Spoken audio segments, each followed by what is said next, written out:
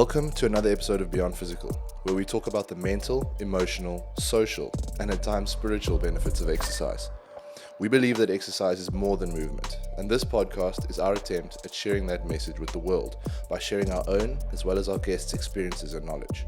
If you enjoy it, we ask that you please spread the message by leaving a rating and review, or even better, by sharing with a friend. Hello everyone, welcome to another episode of Beyond Physical.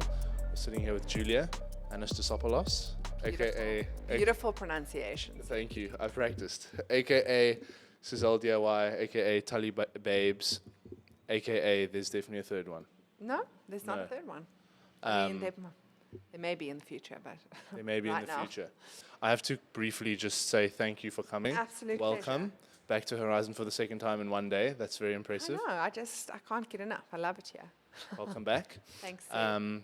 But that thing about selling the movie Yes. and everything, I have I don't know if I've ever shared, but my mom was a film producer, Yes. film and a commercial producer. So I know very little about selling movies, but Yes. more than about making. yeah, more about Yeah. kind of the businessy, Yes. organizational side. Yes. Do you want to come be a producer at Sketchbook Studio? Not yet, no. I don't think I'm that organized. Okay, cool. Producers are hectic. I know it's so hectic. Very It's- type it's- A, it's so very hectic. organized, It's a certain kind of person. which you need. Yeah. But yeah. that's definitely not me Yeah. Okay. yet. You can just stick to what you're good at. Yes. Okay. And also, movies are so interesting because they're like these projects that you put so much time and passion Yeah. and effort into, and then you kind of like have to let it Yeah. kind of go and live its own life. You can't like go and touch it up and change it. No. Whereas no. like this- once it's yeah. in the world, that's it. Exactly. Yes, and the other thing about movies is that you spend years making it, like years, blood, sweat, and tears, and then it goes out, and then it's on Netflix or wherever, and people watch 10 minutes and they're like, oh yeah, no, I didn't get into it, you know, and then it's gone. Is that You know. validation important to you though? No, it's not really. validation. I guess. I mean, obviously, I want to make things that are really good, but it's that thing that like we consume media so much, and it's so disposable nowadays. You know, you like make a whole TV show, and then people are like, "Oh yeah, I didn't get past episode 2." You know, But you're working with a tough crowd because people's attention spans are very short. totally. Like even oftentimes when I don't watch a lot of stuff off of social media, but even when I do, I'm often preoccupied with something else. Yeah. So I'm not fully like I think I can name like 3 series that I watched with like, you know, Yeah, piercing concentration for more than I don't know 10 episodes. me too. Totally. And I'm it's also like- you're exhausted. At the end of the day, I'm like, I can't actually watch a thing now. It's too hard. Why do you say that? So I want to go back to like the Okay, movie sorry. selling thing. Yeah, No, yeah. it's also I jump around a That's bit. cool. But you said that that's their business. Yes. Who can you disclose who they are, like selling the movie? Because I would have thought that you and Ari are quite dialed in Oh, with that. yes, we are. It's quite the current movie that we're busy with, getting out into the world. It's quite a complicated backstory, which I won't really get into. But basically, it was commissioned by Amazon, which was a huge deal for us because it was our first big international production. And we made this movie. It's Ari's movie. I was much less involved in our other projects, but we made it together. I was in it. And then we finished the movie, and then in January, Amazon pulled out of Africa. So basically, they were here, they were set up to commission a whole lot of local content. There were about 10 productions that were in pre-production, and they just pulled out. They were like, nah, not really working for us. The African market, not really an area we feel confident in. They pulled out, and they're like, we're going to go back to Europe and focus on that for But now. how did they get to that point? Did they flight a couple of things that just didn't work? No, they didn't They even got flight cold- anything. They got cold feet. They just got cold feet. And luckily, Ari's movie was already made because those other productions just went away. Because did they pull funding?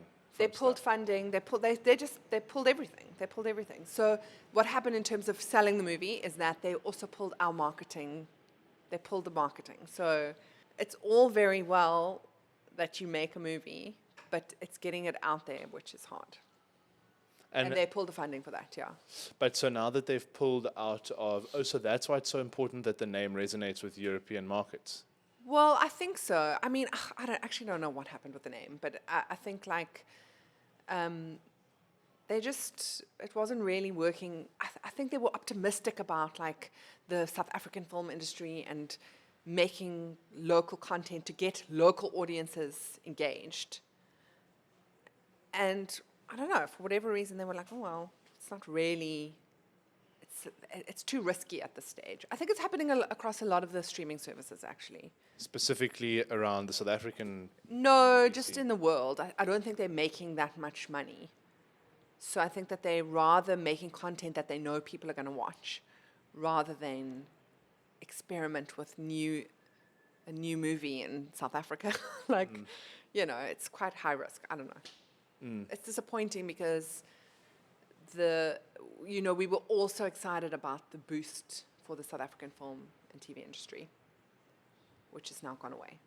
So now it's kind of, are you going to stick? Well, so now they're not. So now, no, the movie's made. It's still going onto Amazon Prime, which is huge for us because it's an international platform.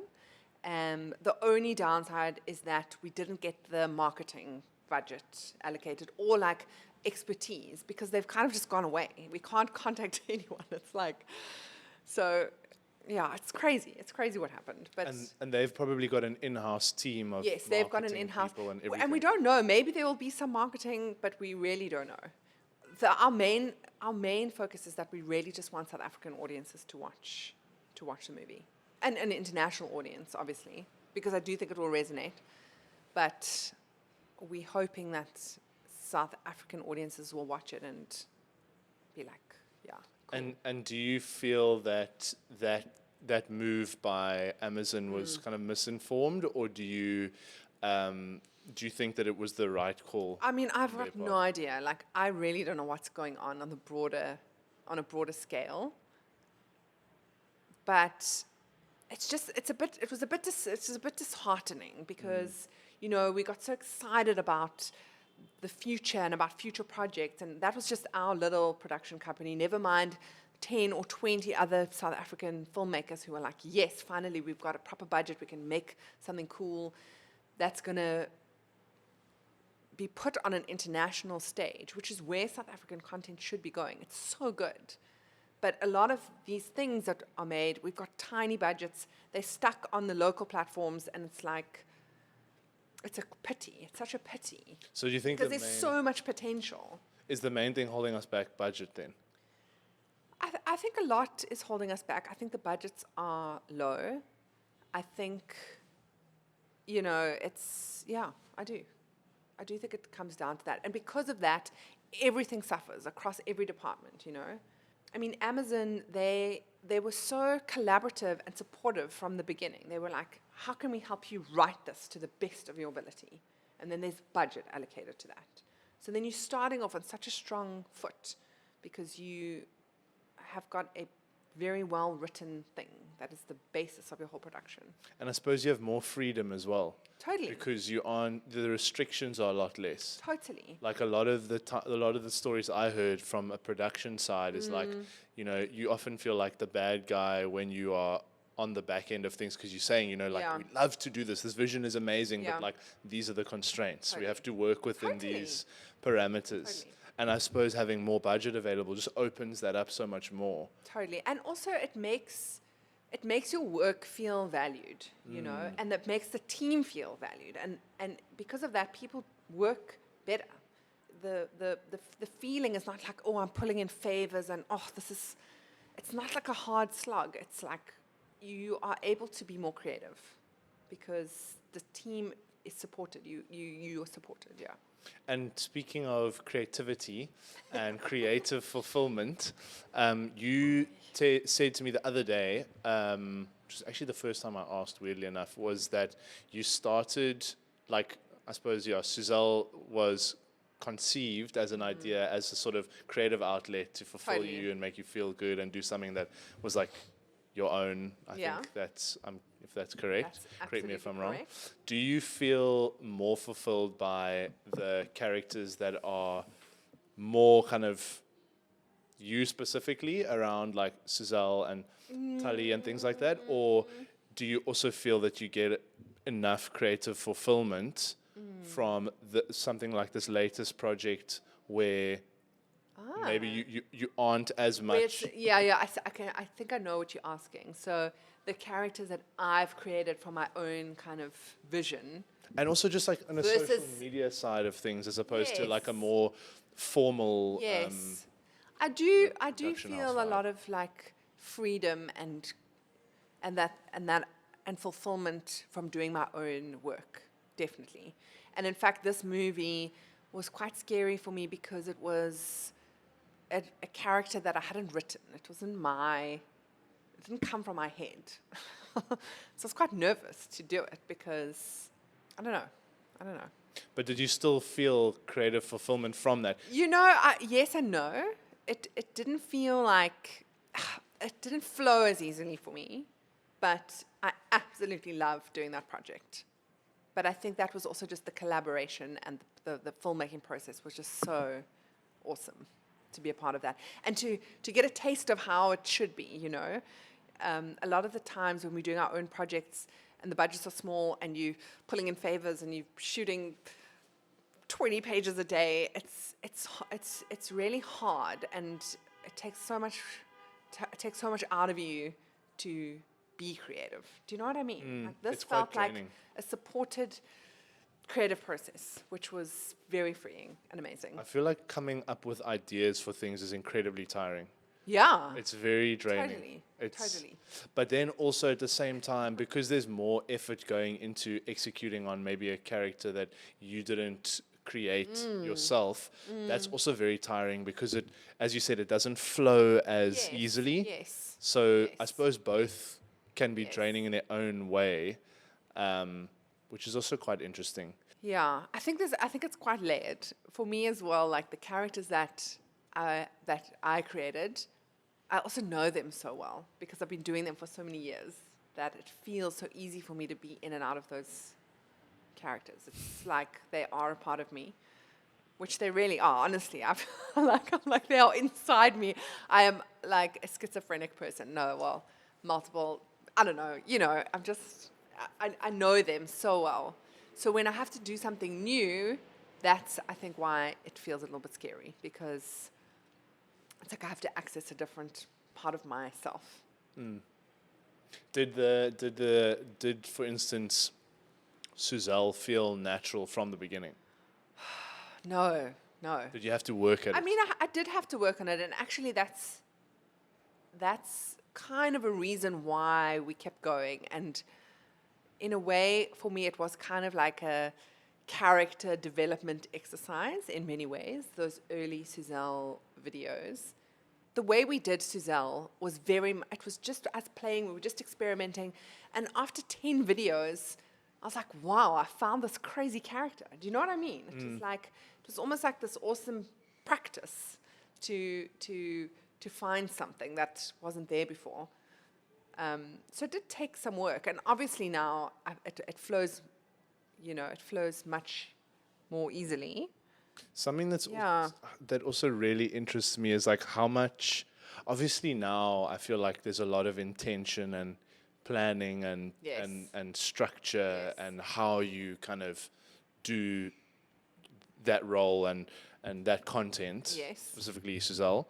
But I always like look at like characters or brands or pages or whatever that resonate with a lot of people and think like, did you like strategize your way there, or did you kind of No. bounce around and play and figure it out, and then No. like how did that like? I mean, I think to some degree, Ari, who is my husband and who I work with, whatever, I talk about Ari all the time. But I think with Suzelle specifically, he kind of had a bit of a strategy.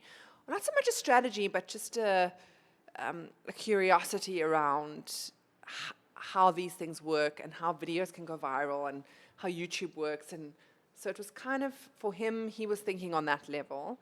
For me, it was much more of a kind of creative experiment in character building, creation.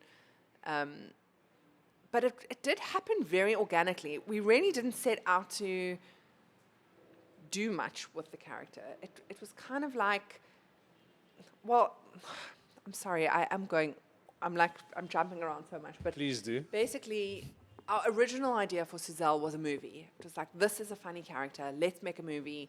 But we quickly realized that, a movie is a whole world. It's a whole, you need so many resources to make a movie. And we were like, what can we do now that we have with the resources available to us, which is a camera, a blank wall in my flat, and, a bit of weird comedy ideas. I don't know. So that's how it started.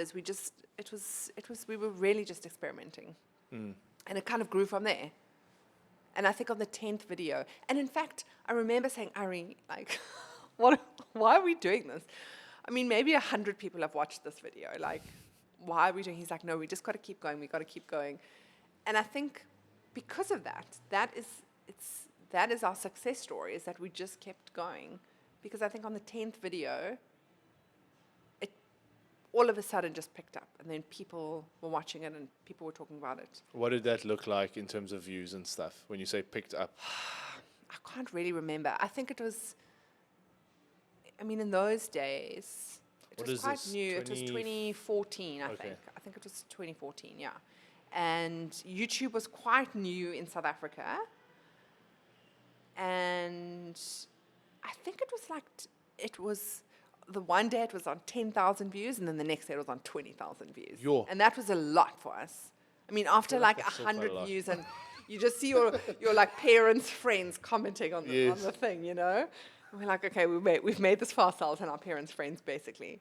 But it took off. It was, and what was funny about it was that we actually kept our names off the project. Did I tell you this? No, but I think I may have heard it in the... We kept our names off the project 2019 in the podcast. beginning because we thought, like, imagine people think that Suzelle is this real person who is doing DIY. Because that was what we were parodying, was the world of DIY and these funny tutorials you watch on YouTube. Because you know how you like Google how to, I don't know, were you there today when Willie was screwing the thing in the door? Like, he Yes. was watching a YouTube video on how to do that. And he was like, yeah. And that's what we do, right? But we never think about how funny that person is who's showing you how to screw that thing in the door. It's brilliant. It's brilliant comedic material, and that's what we wanted to do. So we left our names off the project, hoping that people would be like, who is this weird Afrikaans, funny South African lady who's doing little craft and DIYs? And it worked. People were confused. And in fact, some people are still confused. And they ask me in a meeting, is Suzelle coming to they ask me, is Suzelle going to be at the meeting?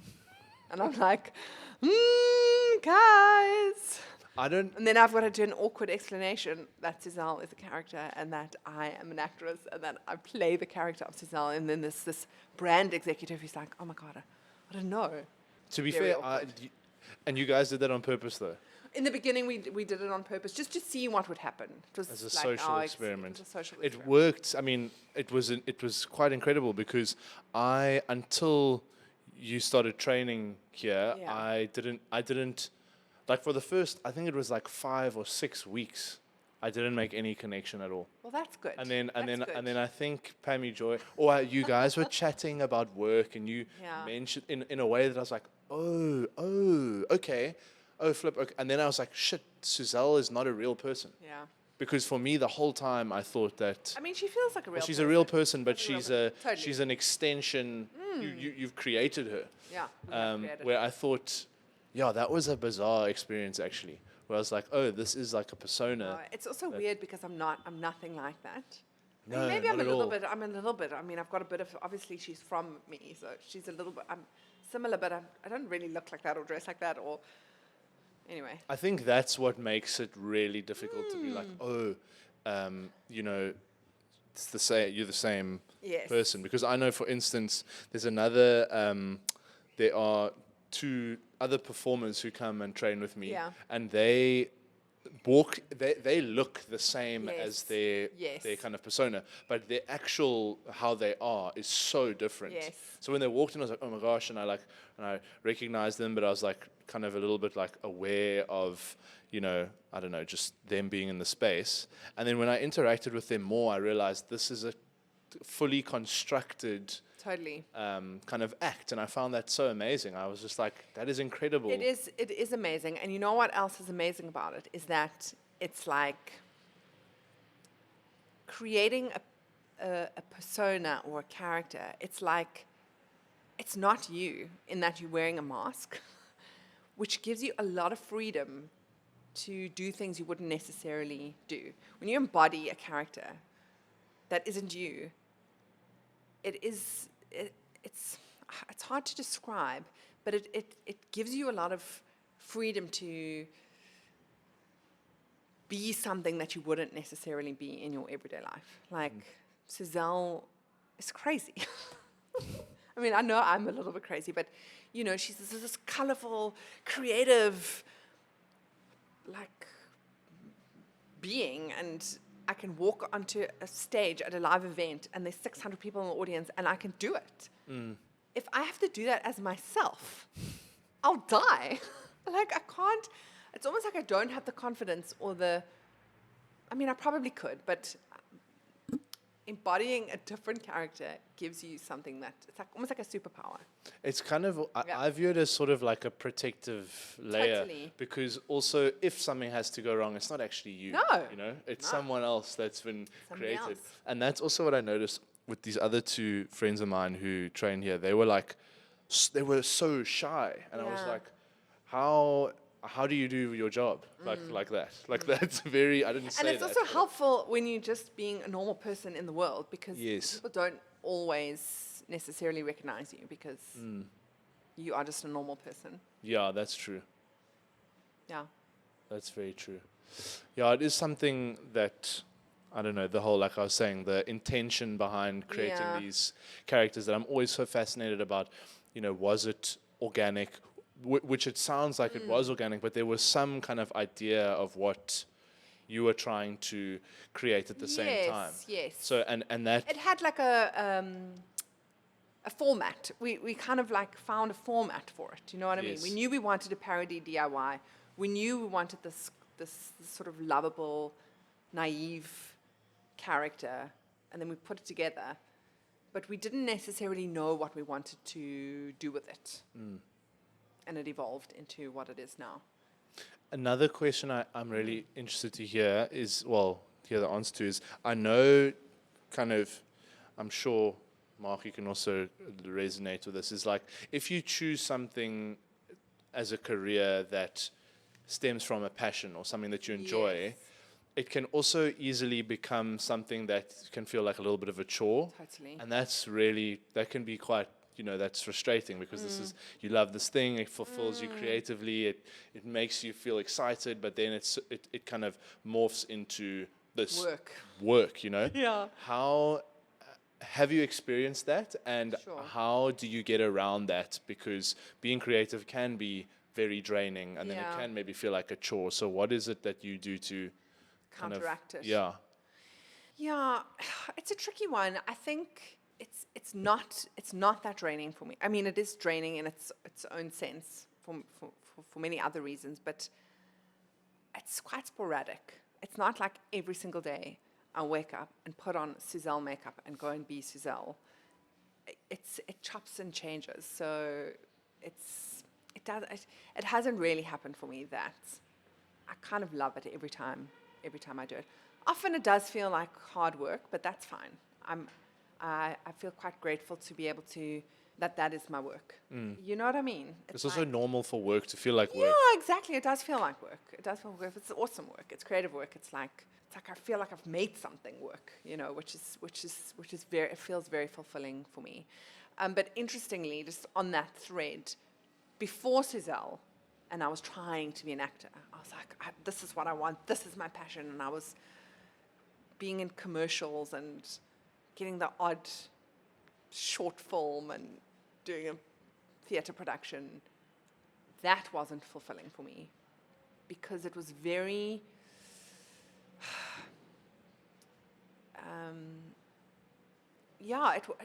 there wasn't enough of it. You know, it was once every few months you maybe get an opportunity to perform, and that wasn't really fulfilling at all. And that's when I actually said, I think I've had enough. I don't want to do this anymore. and I was focusing on another part of my life, which is my drawing and illustrating career. I was like, this is what I'm going to do now. I can't go to castings anymore. I'm not doing this anymore. But in the meantime, we were like just doing this little Suzelle thing for fun. And then it took off, and now I haven't ever done, like, I have never gone back to my illustration career. Not once. How did the illustration career come, like, where did that come from? I've always been doing that, for Okay. as long as I can remember. And I was doing it as a way to sustain myself when I was trying to be an actor after drama school. What kind of stuff were you drawing? I was doing children's books, wall murals, graphic design for like magazines and websites, and lots of intricate little drawings, which I absolutely love, but I don't have the time now, unfortunately. Do you do it with your kids ever? I do. I draw with my kids all the time, and I drew an amazing wall mural on Zoe's wall, which I'll show you a picture of. I would love to see that. Yeah, it's very cool. It's very, very cool. And did you find or experience any shift in your relationship with acting when you became a mom? Oh, God, we need another podcast for that, like another podcast. Totally. Huge, huge, huge shift. Because it's a huge shift in every department of your life when you become a mom, because that actually becomes your job. Yes. And, you know, trying to find your career outside of that has been quite hard. But you do it because that is your job. And I think it means more now, you know, when you're on set from 5 in the morning until 6 at night and you don't see your kids at all, you know, that job needs to be really worth it. You know, it's like, it's a perspective change. That's been the main one, I think. That's, yeah. Because it kind of shows you how precious time is, because I suppose you kind of value it against time with your kids. Exactly. Which is the most important time in the world. Exactly. So then you probably become more selective, I suppose, with how you... You have to be selective, time. and it also takes a lot out of you, you know, to just say, okay, cool, well, today we're shooting. We're going to shoot 6 Suzelle episodes today, which is an insane number of things to do in a day. But whatever it is, like, it is absolutely, it's so draining, and you need so many things in place when you've got kids. You need someone to be there in the morning. You need someone to fetch them from school. You need someone to cook for them. It's like, it takes you so far out of, I mean, this is for all jobs, I'm sure, but it's a lot. It's a lot. And the schedule's quite erratic when you're in this line of work. So I'm going to ask you a very typically beyond physical question. Okay, you can. So you're a mom, Yeah. a wife, you've got your Yeah. own business that is, you know, extremely demanding. Yeah? And for a lot of it, you have to be there. Yes. How and why do you still make time to come and train with the girls on a Monday morning? It's my best. Okay. And go spinning. Also very layered, but I think for me, it is very important for me to feel physically strong and fit because of how physically demanding it is to be a parent and to just be in this world. It's very important for my mental health, extremely important. I'm like so much less anxious when I'm being physical. And I think it's also just a bit of, I mean, the Monday is especially nice because it's like a bit of therapy for me with being with like that group of girls. It's so good. I mean, you know how we are on a Monday.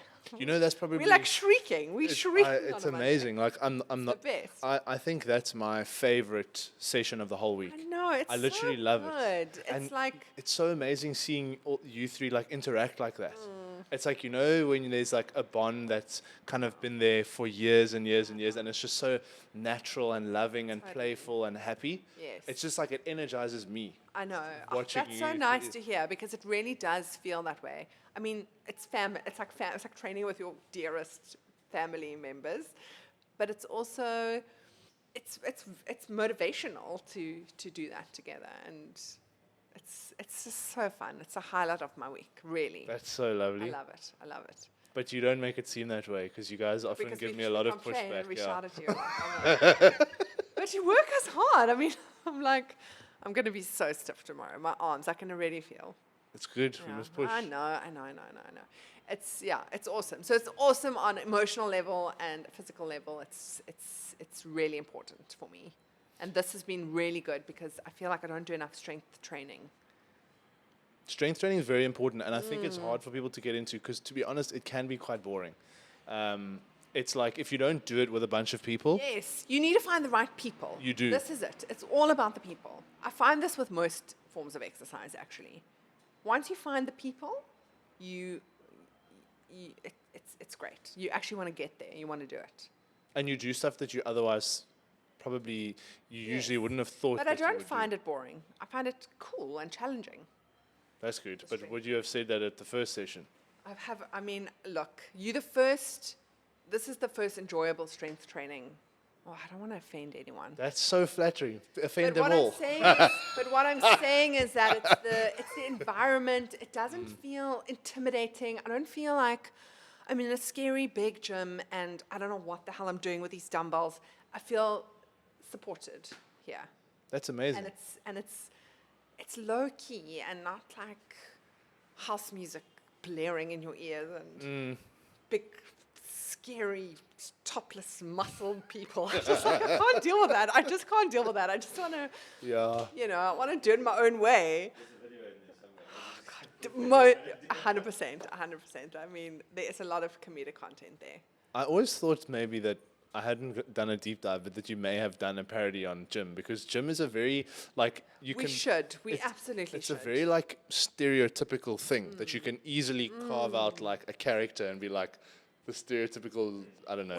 We had gym a experience in season 1 of Tali, we had a gym. We had some gym scenes and a gym trainer, and it was so fun. It was very fun to like play in that world because she's getting married and she's like trying to like she's shedding for the wedding, and then we had her going to Sweat 1000. It was a lot of fun to do that. It's brilliant. It's comedic gold, honestly. Have you been to Sweat 1000? Well, only when we were shooting, but I would Okay. never. It's but just it's not not your for me. vibe. It's It's not not your it's not vibe. for me. It's That's not for me. fine. That's not It's for offensive. Tali Babes. Tali Babes can go to Sweat 1000. It's just, you know what? It's not like, it's no offense to that at all. But for me, I need a little bit more tension. Yes. I can't, if you leave me like doing all of those crazy things fast and speeding through a thing, I will hurt myself. Yeah, that is a bit of a challenge. Like it's amazing that they've built such a cool community for the people who are part of the community, but it's also like it's tough to get one-to-one attention. No, totally. It's a different kind of thing. Yeah, and it's amazing for them, like I said. But that's definitely something that we try and kind of not do. Yes. Is with our classes, they are very small. Yes. And from like a business standpoint, it's maybe not the most sensible know, thing, I but it's like know. at the end of the day, it's nicer for you guys. Yes. But that's so cool that you felt welcomed here. But do. it is also, like you said, so much about the people. Definitely. That's kind of that's Definitely. and it's weird as like a cultivator of the space because a lot of that then becomes something that you kind of release out of your control. Like, yes, we can pick the people in our team, but try and create a certain energy that attracts Yes. certain kinds of people. But I guess you do attract the people, and then that just becomes the community, right?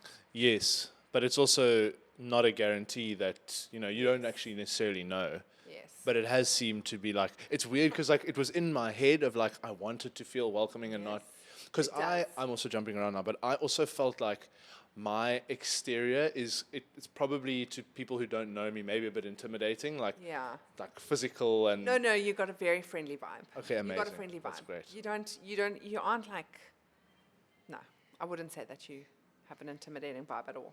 I've been like hyper aware of that for the longest time. Don't be. You're not. You're this really friendly guy.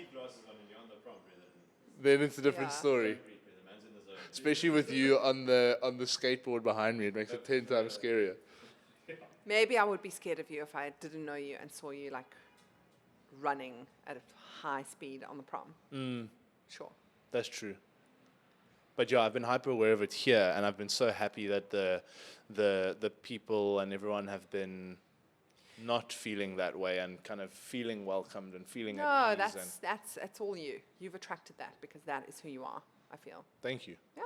But I wonder how we can do that for other gym spaces, like where they are going, where they're missing that. Because yes, I want us to be that space, but it would also be amazing if like everywhere just felt a little bit more Like safe. safer, yeah. Because that's what I think is a problem in the gym space, is like it can be a bit off-putting. Like I was having a chat earlier with Jared actually about that whole vibe with gym. It is a where vibe. It's can be a bit scary, you know.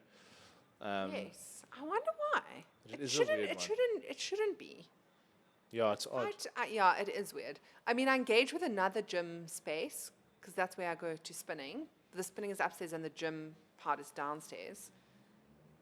But I also don't feel like, it's intimidating. I don't know why.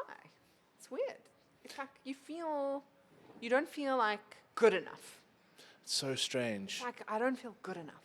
And it's but I can completely relate to that because I remember when I started training, I was giving so much kind of resistance to this guy who was trying to get me to go to the gym.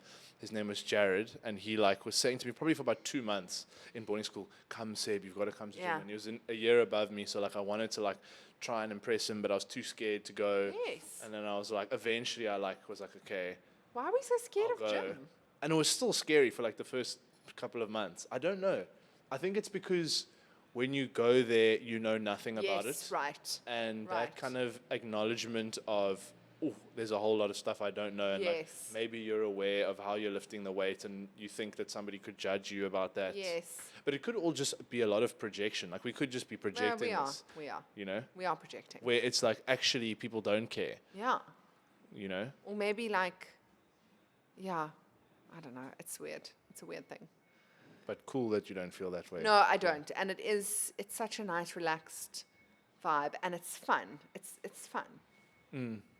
It's funny. I mean, we're making up all these funny names for all the funny movements. It's like, that's hilarious. how it should be. You know, we take ourselves so seriously. It should be like that. And maybe that's what it is. But I think that's also one of the things that gets me through life is to actually try and not take things so seriously and find the lightness in the way you move through life and the comedy and the humor. It gets me through a lot. Do you enjoy sharing that with other people as well? Oh, yeah. I mean, I'm also quite insecure. I mean, but we all are, right? But I think the sharing of it is amazing. To bring joy, it's like the best thing in the world. Yeah. And it's also cool to, like, sometimes it's weird, but sometimes that insecurity can be the root for, I don't know, the root of sharing something really cool and interesting that you otherwise wouldn't have. Yeah. Like, I think a lot of the reason why, I don't know, like a lot of the time, like why people continue with things and persist with things is because they're like trying to prove a point to themselves. Yes. Where they're like, you know, it's not really about other people, but it's like, I'm going to show myself that like I'm going to do this thing, whether it's like, I don't know, creating consistently or like going to the gym consistently and then that becomes like actually a good thing. Yeah. Where I think it's a very natural thing. As you said, we all have that. We do. Yeah. Well, thank you. Thanks, That's Seb. us. Thank you so much for listening to the show, guys. We love answering specific questions. So if there's anything you want to know, leave a comment or reach out to us directly at HorizonZA on Instagram or email us at movement@horizongym.com. Until next time, I'm your host, Seb Prentice, and this is Beyond Physical.